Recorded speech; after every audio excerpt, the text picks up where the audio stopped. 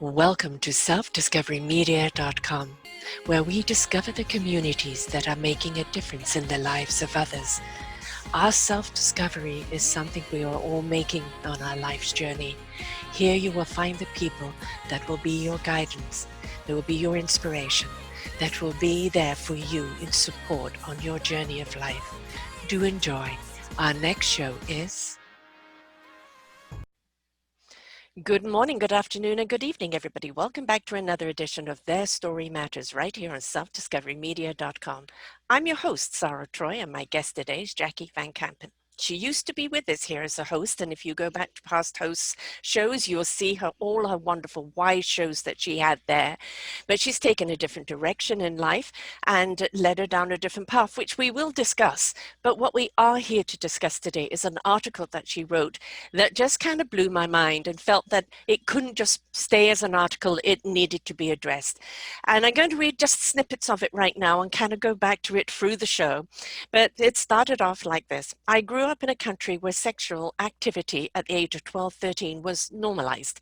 Teen pregnancy, and still is, a common occurrence. By the time I was 12, I was already making out with boys of 15 and 16. By the time I was 13, making out with 23-year-old men. It was normal for a young woman to date much older men. I was making out with 28-year-olds. But enter the movie Cutie on Netflix. And after reading so many posts of distraught women bashing Netflix for the hyper-sexuality of children, for the way they were promoting the show, I decided to watch it for myself and gather my own opinions. And this is what we're going to be discussing today, your opinion on the show. I have to admit, I have not watched it. Probably because I'm one of those people who probably be outraged by it. But the whole thing, the way you started that sexuality in so many cultures and places, kids, as soon as they enter the teens, are almost promoted to be sexual, aren't they? Welcome to the show, love. Mm-hmm. Well, thank you so much for having me here today with you, and I'm ready to talk about it. Yes, yes. I mean, what was Yeah, it? so Yeah, go ahead. oh no, please go. Yeah, that's fine. Ask the question. Well, what promoted you, or prompted you to kind of write this article after seeing the show or, hearing about the show? So I had seen so many posts of women just really, I don't want to say losing their minds, but they were really upset about, the way that Netflix had promoted the show. And I wasn't sure if it was the show itself, it was just the way Netflix promoted it. And I heard other people talk about how it was so much more than just the hypersexualization of children. And so I thought, okay, you know what? I'm just going to go ahead and sit down and watch this thing. So as first scene, it starts out and I'm like, wow, okay, I can relate to this. Like, yeah, I've actually experienced this. I grew up with these kinds of messages, really. And so I thought, okay, you know what? We have the tendency to want to speak on things that we don't have experience on, or we have the tendency to just lash out at things that we haven't really had the time to critically think about. And I felt like, you know what? I want to share my own experience and how some of the things that the movie talked about are things that I experienced myself, things that I had witnessed with other women growing up in another country, and that's how it all began. I have not seen the show. Yeah, how sexual is it? The Cutie show. The show itself isn't really about sexuality per se, in the sense that so what a lot of people were upset about was that the way it was filmed, the way it shows young girls. So these are supposedly 11-year-olds, and the way that they were being portrayed in the show, and how they were showing body parts that they weren't showing necessarily, but they were the way the shooting happened and how it revealed so much of themselves. and also about how, you know, girl as young as 11 are out there, you know, trying to get attention by using their bodies, by being sexualize themselves. So I think that's what was one of the things that was really upsetting to people, was just the way that it was done. But the interesting thing is that this movie is was done in France, right? Mm-hmm. Which my understanding, I've never been to Europe, but my understanding of Europeans is that they're not as um, they don't tend to be as stuck on sexuality as Americans are. You know, Mm-hmm. Americans are very prude, very, you know, the way they think about sexuality is, but the interesting thing is, like, America has the number one, the porn industry is billions of dollars, right? 100 And billion, $150 billion a year worldwide, the sex industry. Yeah. That was 3 or 4 yeah, years ago. So God knows what it is now. and America is one of the Highest. country, the highest in the porn industry. So I find it interesting that even though we Americans have this tendency to want to cover things up and not talk about it, but then yet you look at social media, and what are Mm-hmm. girls doing? They're, you know, showing their bodies. They're and so there is this mixed message about what women want to talk about, how they're talking about it, but at the same time, what's really happening. Mm. And I grew up in Brazil, um, Latin country, very, you know, there's nothing wrong with the body. Right. Like, you show the body as much as you can. And I mean, there is a lot of hypersexualization of children. Yet there's not, and there's a lot of competition too between women.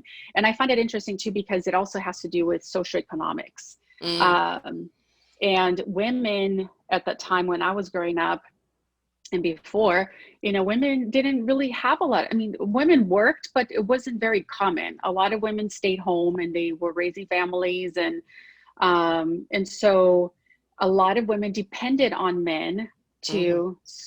to be supported.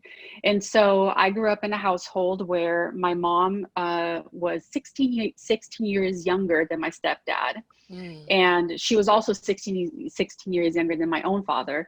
And so, and there wasn't anything that was uncommon about that. A Right. lot of women, a lot of young women dated older men because of this need Security. to, like, security. Mm-hmm. And so it wasn't anything that people thought anything wrong about it, Mm-hmm. you Yeah. know? Old patterning. So We don't think it's wrong until we know there's new patterning that's perhaps better, right? And yes, yeah. it was also very much a culture of yesteryear of to marry young. Right? As you said, not Mm-hmm. many women went into careers, or if they did, it's like, well, your clock is ticking. When are you going to give up your career and get married? And if you were like 25 and you hadn't got married yet, you were an old bag or a spinster. And it was almost kind of as the teenage years, is a girl discovering her own feminine prowess, her own sexuality, but also knowing this was the way of who to attract and how to attract a man, isn't it? And it's Absolutely. sad that we have to look at that it has to be the peacock type feather thing to attract a guy, rather than the guy looking at your character, your mind, your intellect, and wanting to look at that as sexy rather than just the body, which I think in a lot of aspects is slowly changing over now, where Mm-hmm. people are more intrigued with who you are, what you're doing in the world. And yes, a sexy body is a bonus, but it's not the forefront, which I'm praying. I might be delusional, but I'm praying that is the way that it's going. But what you're talking about is very much the way it was for probably thousands of years. Right? Mm-hmm. Girls were married off basically once they had their first period. They were considered baby makers now, and they were married off very, very early. Yeah. I mean, that still happens in Yeah. many cultures. Hmm. That's, Yeah. yes. Yeah. Grooming And for that. even talking about, going back to the socioeconomic situation too, is like, if you look at other countries, um, Middle East, for example, right? And again, like, this is, I'm talking, I don't have I've never studied it necessarily, but just from hearing, Observation. observation, how, I work with Women for Women International. And, one of the things that they teach is they go into these war-torn countries and they help women learn how to create their own businesses, right? So they can become self-sufficient. And then they realized, wait, we can't just work with the women, we have to work with the men as well, because if the women don't have the support of the men, it doesn't matter, Yes. And so if you look at these countries where these types of things is still very common, you see that a lot of girls get married off young because families don't have the means to support them, and so they sell off their own children. Yes. And so we here, and I'm speaking in American, from America's standpoint, because that's where I live. We don't we tend to want to be the saviors of the world, right? We're like, you got to go out and save the children, or save this or save that, but we don't have an understanding of culture, how it operates in other countries. We don't understand that when we choose to buy our iPhones or buy, our whatever it is here, that's mass produced in China, or that's mass produced in the, Vietnam or the Philippines or whatever it is, right? We don't understand that even that is contributing to the problems we see today.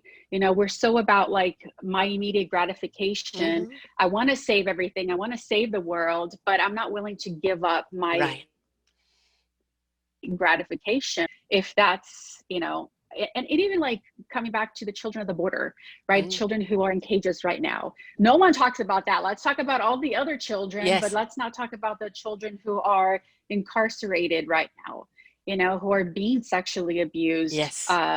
Damage beyond By repair for many of ICE. them. For many of them. Exactly. Yeah. Exactly. Yeah. Yeah. So that's why I feel kind of like, we love the idealization of but where's the things, but when reality? exactly. Yeah. And I mean, it's yes, look at the border, look at what's happening to this family. They've been there 3 or 4 years now. And I did see a while back of one child that the parents managed to get their child back. The child wouldn't even go to the mother's arms. And the child was It's so got me chills. traumatized, and the mother was like, what's happened to my child? And that child was legally coming over with the grandmother to come to the mother. And they held the child. I don't know what they did with the grandmother. I think they just sent her back, but held the child. If this was happening in another country, America would be outraged. But happening in their own country, la, la, la, la, la, I don't want to know. Right? Oh, they're just Mexicans, who cares? They're human beings, they're children, they're innocent souls, and you are just treating them like garbage. And it is a fact that many of them have been filtered off into the sex trade. And having done a few shows on that, it always gets my goat completely, because the people that are complicit behind that are judges, are lawyers, are people in political power, are people that can buy their way out of things. And these poor women and young boys do not stand a chance. And, people think it's only the poor people, but they're soliciting rich kids as well, sometimes just for ransom, but also because they can get a higher price for them in another part of the world. And so for us to turn our back on any of this is a disgrace, because it's only when all of our voices, come together. We're seeing it with the Me Too movement. We're seeing it with Black Lives Matter. We're seeing it with the environment. We need to be singing this loud and clear on the sexual exploitation of children. And that starts with the border, right? That starts with the border. Those children need to be let in to their families, and they need support for the rest of their lives, because they're going to be traumatized for the rest of their lives for what's being done to them. So I think that's probably, maybe also a smidgen of why this Cutie movie and the exploitation of it is, we have so much pedophilia in North America, and it's around the world, but North America in particular. And to see something like this is just feeding them even more. And some of them literally do not have control. That's just the way they're wired. And they're never going to be cured of it. Some people, it's maybe something else, I don't know. But Yeah, I saw the preview of it, and it's like, let the child be a child for as long as the child can be. This sexual game of woman and man, the peacock game, is big enough when they get older, and let them be in the right frame of mind of who they are and their own intellect and their ownership of their own person before that exploitation of their sensuality is there. Otherwise, it just turns into abuse. Yeah. I mean, and the thing too is like we have to look at, beyond just um how we, the what social media is presenting, what magazines are presenting, what singers are presenting, or whatever it is, right? I mean, we also have to look at family situations. I mean, Mm. like I was sexually abused as a child at the age of 4, and By family member? at the time, my it was a friend of the family. Mm. And at the time, it was kind of like, my mom was young. She had me when she was 18, and I don't know, like no one. It happened in a house where there was a lot of people, but no one seemed. I Said don't know it. if anybody saw it or they didn't see it because it was, he took me into a bathroom, it, but I can't help but think about like, did he do that to his own kids? Did he do that Yeah. to his nieces who lived with him? Yeah. And so And also, it's not. what kind of person does that to a 4-year-old? How can a person look at you as a sexual object at the age of 4? I know. Yeah. And then it happened again when I was 10 with a different man. So it's like, and these things are happening. We think it's like some kind of like, I'm sure there are, kidnappings and all these different things, but a lot of it is happening Right. close to home, Yes. you know? Yes. Yes. The uncle, the Um, brother, the cousin, the neighbor, mm-hmm. even the boss. Yeah, it's Yep. again, having done so many shows on that, it's has been astonishing to me of how many women have said they were sexually abused, and the mother, either by the father, the uncle, grandfather, and how the mother turned the cheek because didn't want to Mm, upset anything because that meant upsetting the security of the home, and where would she go? How could she afford it? So she just had to turn a blind eye to it. And it's, for me, if I saw that, something would be cut off immediately. I wouldn't stand for that at all. yeah. But, for a lot of people, because they've been told they have no power, Mm-hmm. for them to stand up against the abuser, if the abuser is either a family friend or a relative or the father themselves, it's they've never been out there self-sufficient or been told they're enough to stand on their own, and so they turn the other cheek, and then this child carries this for the rest of their lives, like you have. Yeah. Yeah. A lot of therapy, Yes, yes, a lot of healing work. yeah. I mean, I was raped at 14. And up until then, I actually didn't even know what a virgin was until I realized I'd lost it. And it was a neighbor, and but I didn't say anything because I felt ashamed. I Mm-hmm. didn't really quite understand what had happened to me, and what it did. I think it sent me at the age of 16. I had my first full-time boyfriend, and but I was also in the 70s where oh, don't be so hung up on sex, you know, uh, more liberation. And I actually really did think that the sexual interaction was actually meant that somebody did love you because I had Oh no yeah. sexual education whatsoever, right? And that interaction meant that they loved Yes. you, even if it was 30 seconds, So it Yeah. sent me down more of a promiscuous road, but it's because I was seeking that love. I was Yeah. seeking to be accepted. And it seemed to be they could only accept you if they accepted your body. And so Yes. it put me down in that mindset for a while until I pulled myself out of it and thought, no, I'm so much more than this.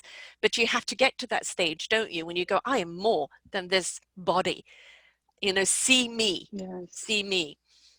But we have to see Yeah. ourselves first, don't we? We do. We do. And it's interesting that you say that because when I said I was making out, at the age of 13, I'm making out with a 23-year-old man.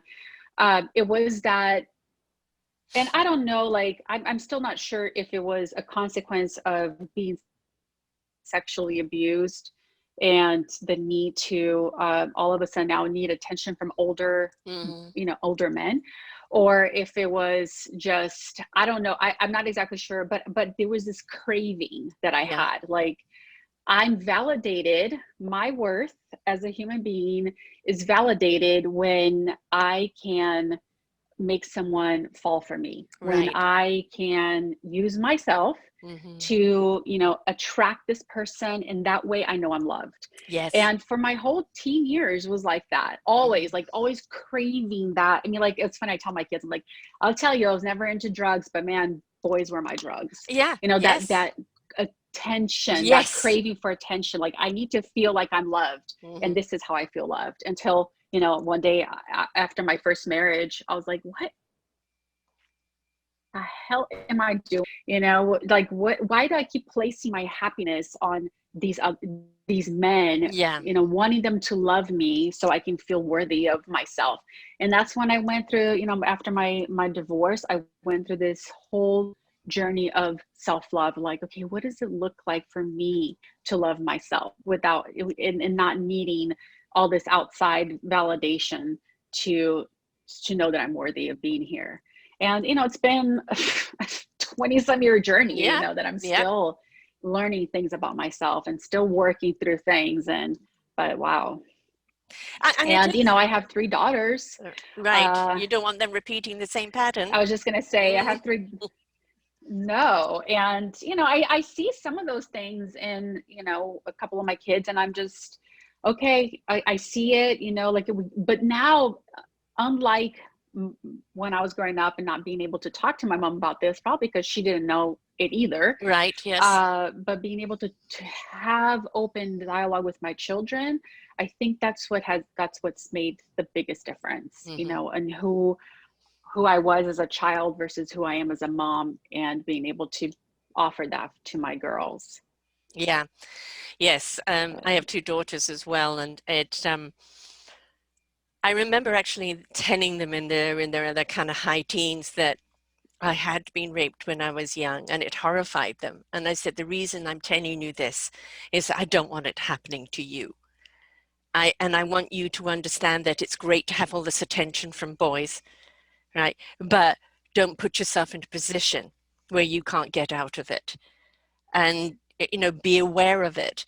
And yeah, I know my younger child most definitely, she's a deep thinker. She's a social worker for here. She's uh, holds everybody accountable for anything. So, I think most guys were scared of her. She's happily married and expecting right now. So, but the other one was more of the butterfly. And she has, she travels a great deal, and she's a free spirit.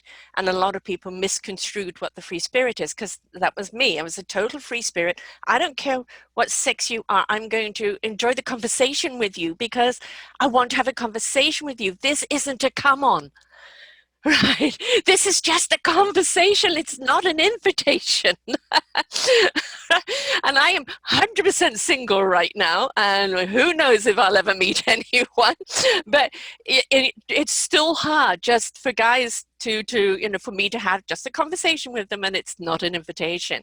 And I think that where the education, as you said before, has to come over to the guys. Like, guys, a girl being flirty or, mhm. dressing sexy is not an invitation. She may be saying, yes, look at me, but it's get to know me, not, backseat of the car. This is get to know who she is. Her sensuality is more than just what she looks like physically.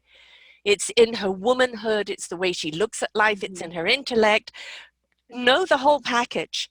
And there was a guy I interviewed out of Sweden who started a group called Womananity, and it's helping Middle East women have their own companies so they don't have to marry young, and they can support their Mm. children. They're not beholden to the men. And they started a radio network, a radio station, where it was just women, Arab women Mm. speaking to Arab women. He said, and we've only got 40% male listenerships. I said, you've got 40% male listenerships? Do you know how big that is?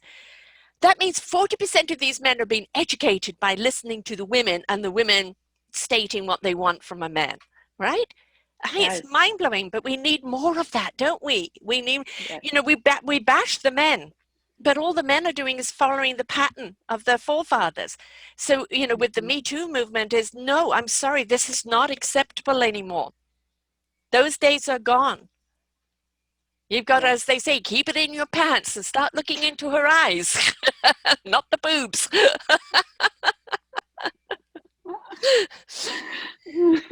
So in a lot of ways, there isn't that excuse there anymore because we do know better and we should know better. And there is so much available for us to know better in order to protect our children, in order to look at ourselves. No blame, no shame, but educate all the same. Yes. Oh, I like that. Educate all the same. Yes. Because we're Yeah. in that transition, aren't we? Yeah. You know, um, why can't we dress centrally and be central sexual women without men looking upon it as as an invitation? Why is it that we have to shrink down and not get noticed physically in order to be noticed intellectually? Right? That is not the way it's meant to be. And we need to step into that beautiful Yeah. empowerment of our sensuality. It's Yeah, I find it kind of sad too because I have a 15-year-old and she often tells me how she feels uncomfortable, just going around the neighborhood and on her skateboard because she's always afraid that, a man's going to approach her or, she's going to get catcalled. And so it's just like there's this at 15 she's dealing with that kind of fear, which I find it's interesting to me because like growing up in Brazil was like completely opposite, where Yeah. it was so normal, it was so common to be catcalled, but yet there was that sense of discomfort. Like I remember many times crossing the street if I saw a group of men just hanging out, like I would cross the street or I would go around the block just so I wouldn't have to pass Mm, by them, to so I wouldn't feel the discomfort of being looked at as a sex object, yeah. right?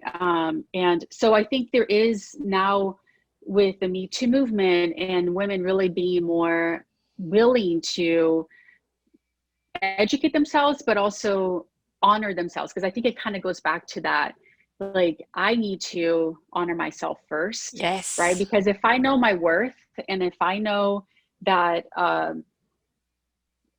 the physical part of myself is just one aspect of who I am, then I have more courage, I think, really, to call somebody out on something that makes me feel uncomfortable. Yeah. And I think women are learning that in a way that, it it's they're they're being more vocal about that in the relationship of what they want for men.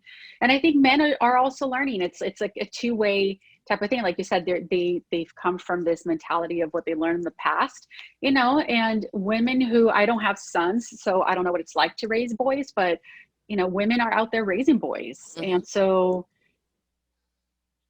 if you're a woman yourself, like, teaching your sons to rate to value women in a way that it's way more than just their physical appearance, right? Yeah. So I mean, a I lot mean, of it, I think we're right now where we are, we're like in the middle of yes. change.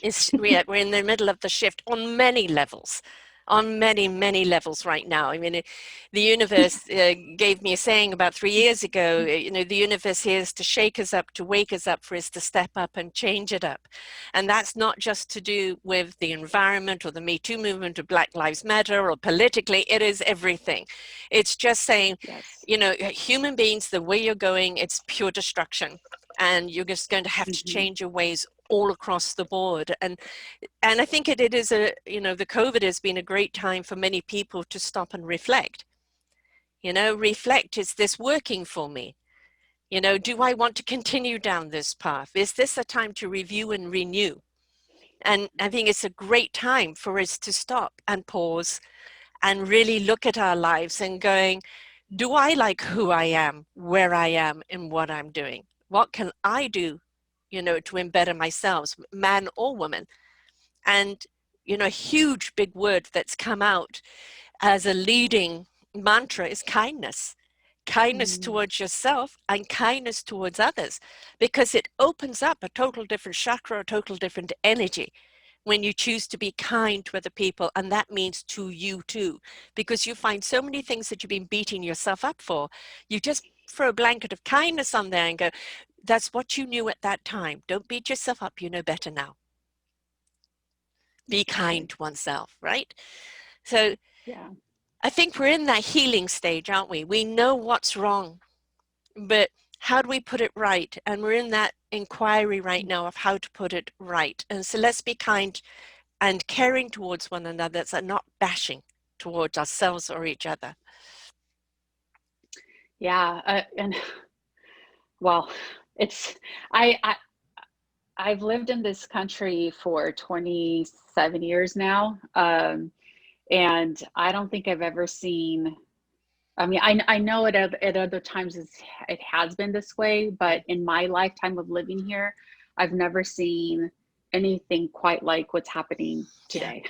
yeah.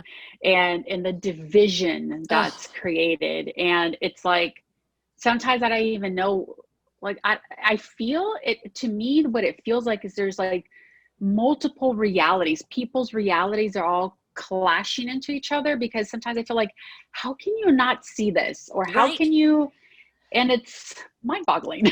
Yes. I mean, it's, people, yeah, we'll just one moment mention Trump, where they've done some surveys with people who are followers, and they've pointed out things that he said, and played it back to them and go, what do you, well, no, no, no, it's wrong, no, he shouldn't have said that, no, that's immoral, he shouldn't have said that. So are you still voting for him? Yes. I don't get it. I seriously don't get it. You could disagree with what he did, how he said it, what he's doing, but you will still vote for him. And this is where I think, we are looking at, the Pied Piper and the cult type mentality there. And a lot of Mm. that is, well, if I give it all up to him, I can blame him if it goes wrong and take no accountability myself. And I think for a lot of people, taking accountability and responsibility for our own choices is a hard thing for them to do. That is absolutely true. And I think because people confuse taking responsibility with being a bad person, right? Like, Yeah, oh, if something happened and I did this, then therefore I am a bad person. And people don't like that uh, belief or feeling that they're bad, right? And mm, so, um, yeah, it's so much easier to just place blame elsewhere. Than it's kind of like I was saying earlier. I mean, like, sure, I want to go buy my, my latest version of this new iPhone, but I don't take the time to think about, mm, who are the people making these products, what's happening in those countries, what kind of conditions are they working in? Because, hey, like, out of sight, out of mind, right? It's like, yeah. And this whole thing of being, let's make it in America. Okay, make it in America. Fair wages, fair wages. exactly. Suddenly your iPhone at $700 is $1,700. Okay, be prepared to pay that. You won't be so disposable with it. You'll make it last at that price, right? Because you will Yes. appreciate it. Appreciation and gratitude seems to be something that's being thrown out. Wow. Yes. That is so true. Yeah. It's funny too, because people talk about appreciation and being grateful, but it feels so superficial. I Mm, don't think people were really taking the time to, yeah, we are a very disposable yeah. society. Yes. Yeah. Yeah. You say gratitude, but you won't be the gratitude. Yeah. Yeah. Yeah. I think this is where we do see younger women kind of being exploited, because it's that same almost entitlement. It's that same opulence in many ways of thinking that, I'm entitled to have that. Well, she wore that sexy. She clearly wants me. And it, ego. Um, she smiled at me. Oh, she's all into me. And it's like, have we got to go around with a bubble around ourselves? No, it's this is again not the invitation. This is you to appreciate the beautiful piece of art she is. But do you go and buy the art? The moment you see it, you do appreciate it, all right? You know, she's not there to go and hang on your wall, right? So a lot has to change, and a lot of, I think, again, appreciation for each other and for the Mhm. things that we go through in making who we are today and becoming who we are today. Nobody gets to be who they are without going through the process and the journey. Yeah. Yeah. Like we were talking about responsibility earlier, it does take responsibility, you being responsible for your own happiness, right? In your own life, in your own healing, um, and how you show up in the world. Yeah. You know, are you Yeah. showing up in the world as someone who's contributing to the chaos, or are you showing up in the world as someone who's contributing to, the expansion of humanity? And yeah, sometimes I wonder sometimes about myself too, like how am I showing up in the world? Am I creating chaos, and sometimes I have to pull back a little bit and be like, okay, am I listening to everything out there but forgetting what's in here? Yes. Yeah. Yeah. And not really paying attention to the calling within.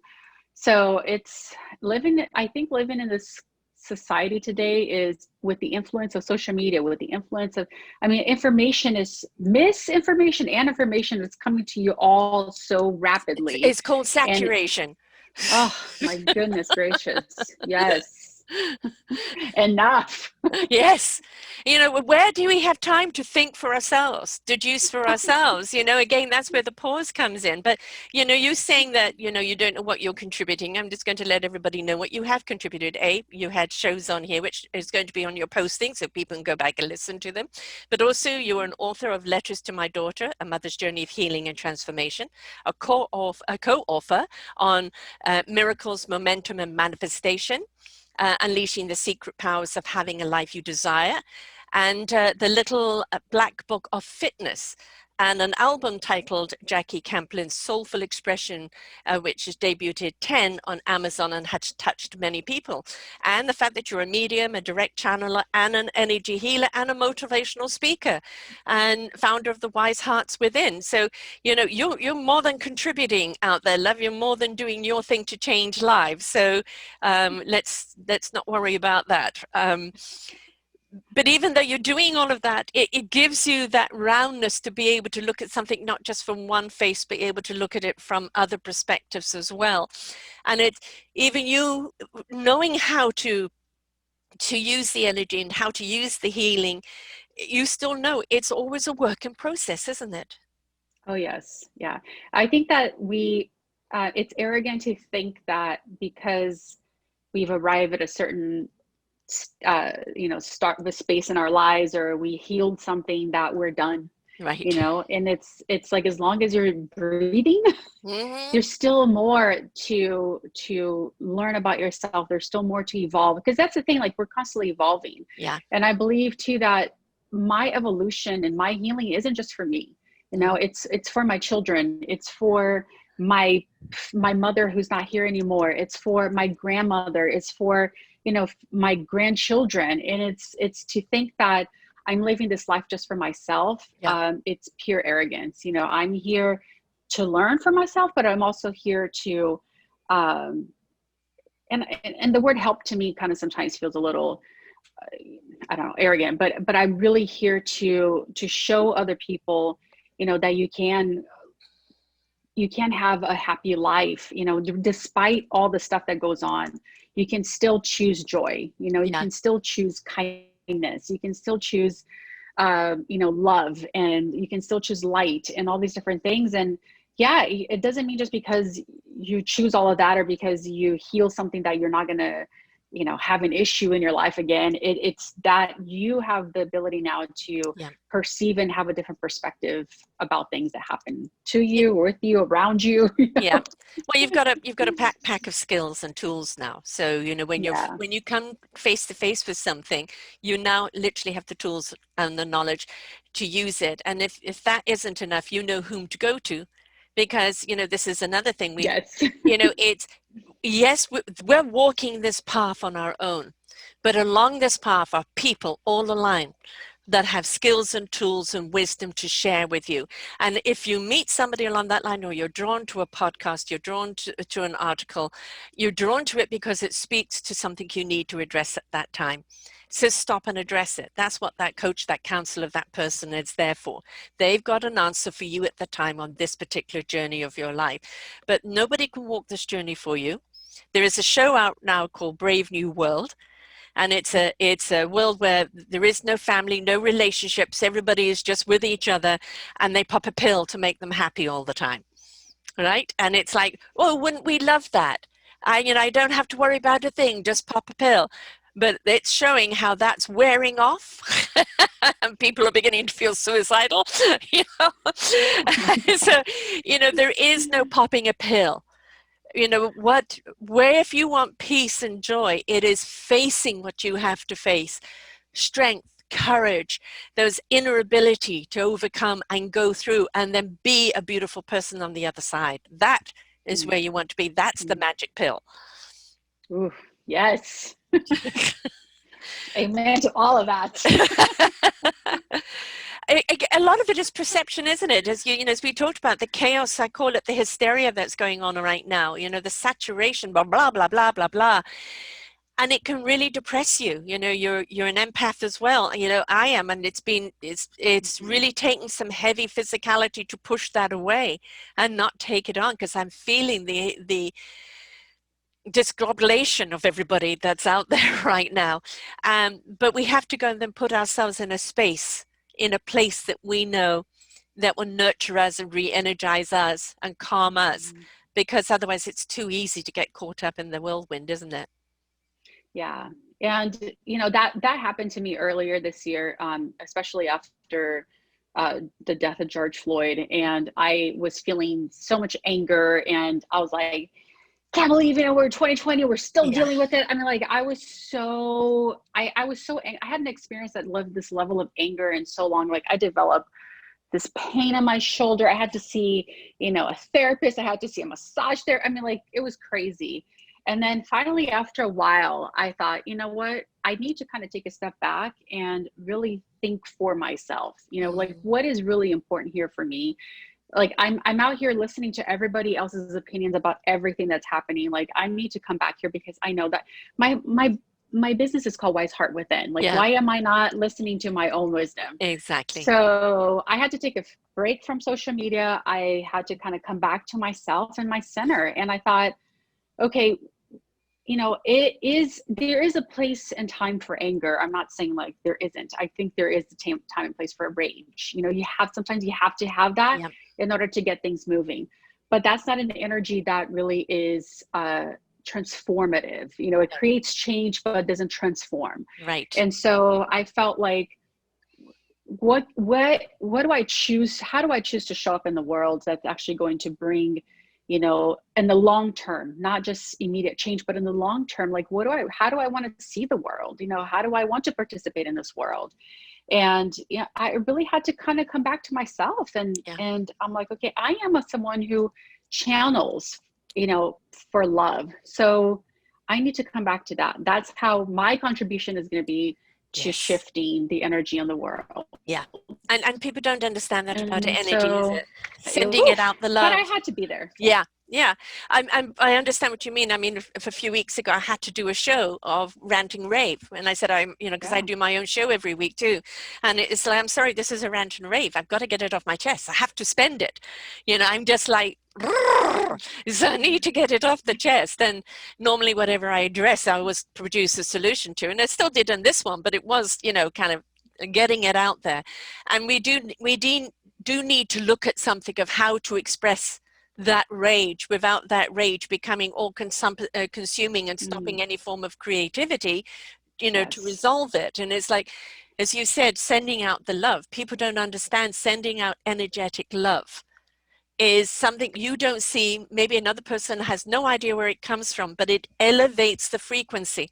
It elevates the entire vibration that we are needing to raise up right now. It is imperative that we rise up to this higher level of vibration, because we're literally killing the planet with it, and we're killing ourselves with all this hate and discord. So don't feel guilty for going into love, because that love is the healing that we all need. Yeah. It's definitely a lesson I had to learn.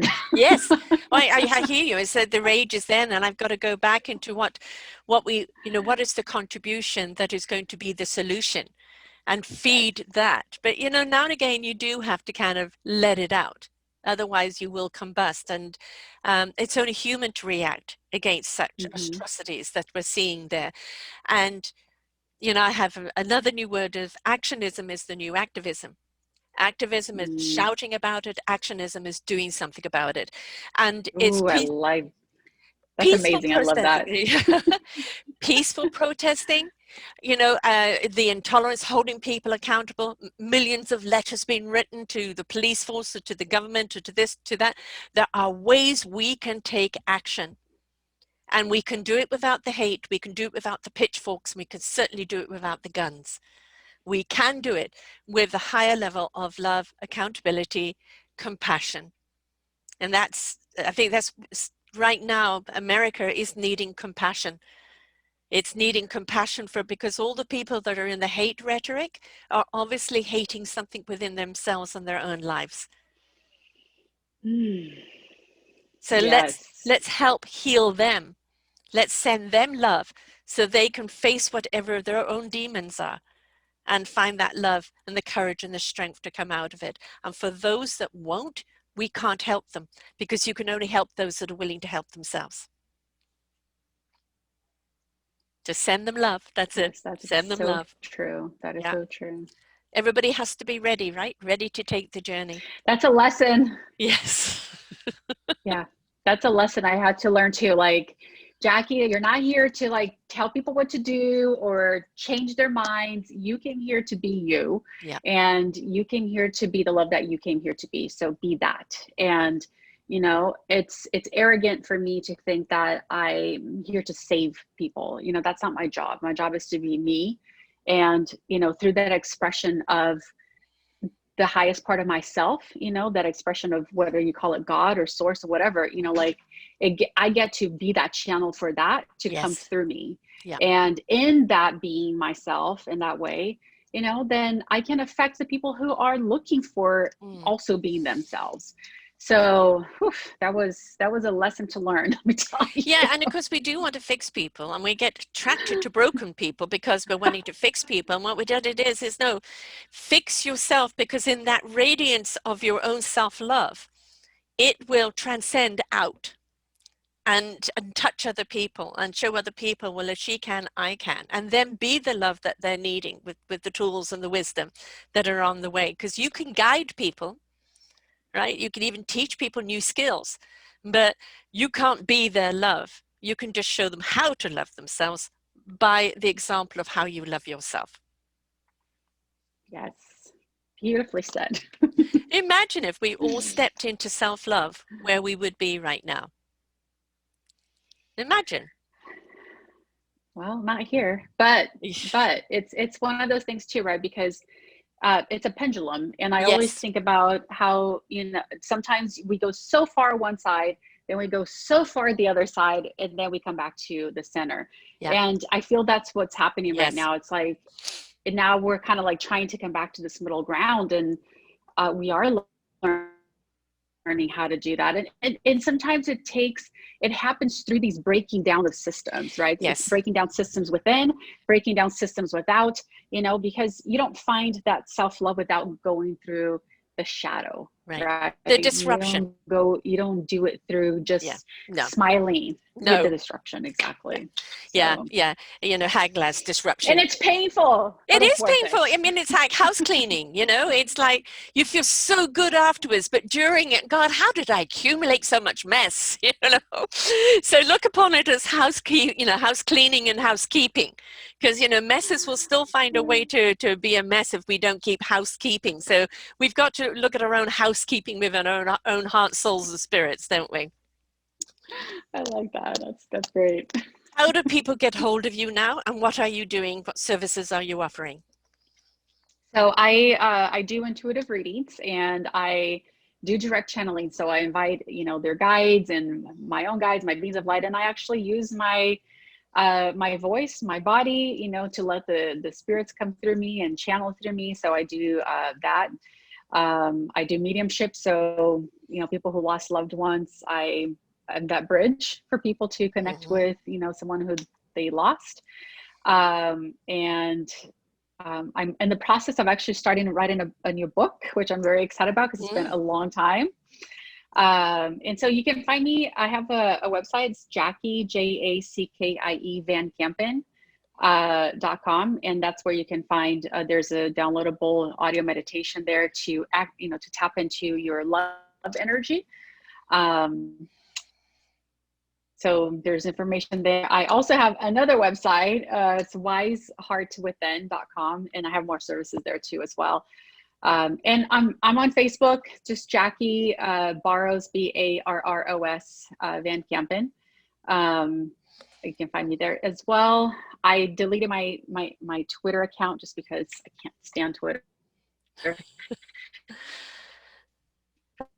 Facebook definitely the place for me. Yeah, I mean, you know, some of them is like, you know, why are you allowing? But yes, yeah.